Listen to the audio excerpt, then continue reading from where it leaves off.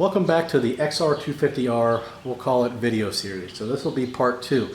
If you watched part 1, we kind of did an overview of everything the bike has and some things that the bike might need. Now, I haven't ordered any parts for this yet because really the parts list is kind of minimal, and I'm waiting to fix my grandson's PW50 because I want us both to go riding.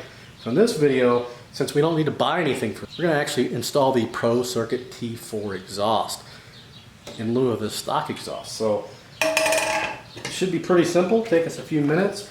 And we've already got one screw out here that we use to take the seat off, and we've got 2 more. Now, these aren't entirely necessary. You could kind of get a wrench under here to take that top bolt off, and the bottom bolt is right there. But for the sake of video, we're going to take the whole side panel off, and it does make it easier. To make it even faster, we're going to use our Milwaukee impact, which we used in all of our build videos. As far as the 250F, that was what, 6-7 years ago, however long ago it was. 125, all of them. That fell on the ground. Here we go, here's the stock exhaust. We've got a hanger up here, and then we've got a little bolt down here. And first, it looks like a 13 millimeter. Actually, better make sure, and it is. Close enough at least.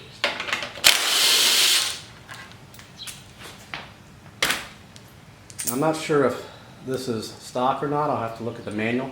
Speaking of the manual, I actually got a full manual with this bike as well, although I didn't show that in the first video. Now bolt number 2 looks a tad bit smaller, and actually I know that because I tried it already. It's not a 13, it's a 12. Go ahead and take this off, and the whole thing will probably come tumbling down. Just like now that we've got both of the bolts out, we should be able to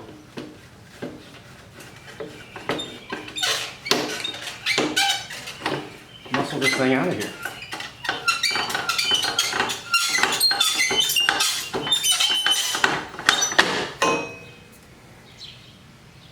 It actually had a locking clamp right there that I totally failed to see, but we got it off.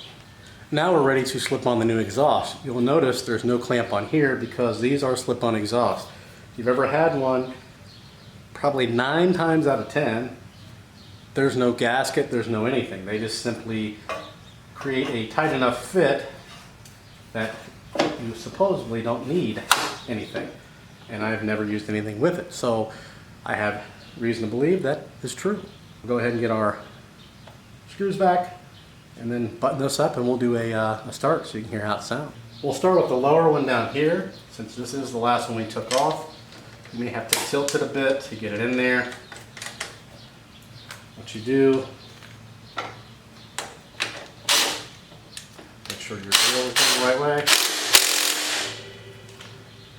Now we'll move on to the top one. Here's the top one. Again, I'm not sure what this spacer is for, but we will keep it on there. I almost think that he didn't have the right size bolt and use that as a spacer. But who knows? And there it is, completely installed without the side panel on. Now one thing I did notice that I don't really like is this around here.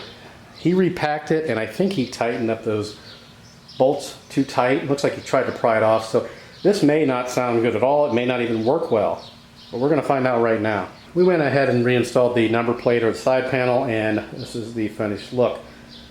It sticks out a little bit far, or further than the stock, but it looks pretty good. So let's start it up and see what it sounds like. Not sure if you can even hear me, but yeah, it's a lot louder. It's got a heck of a rumble to it.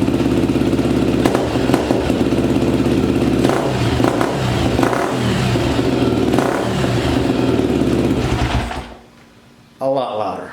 That's more like it. Bike's still a little bit cold, that's why you heard that hiccuping on the bottom end there, but I think it's a keeper.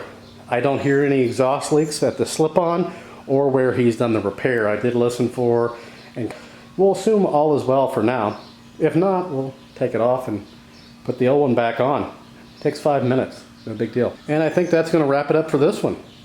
If you have any questions or comments, feel free to post those below. Again, if there's anything you see that you like in the video as far as tools, check out the links below the video in the description. I have Amazon links to just about everything I use. And as always, thanks for watching.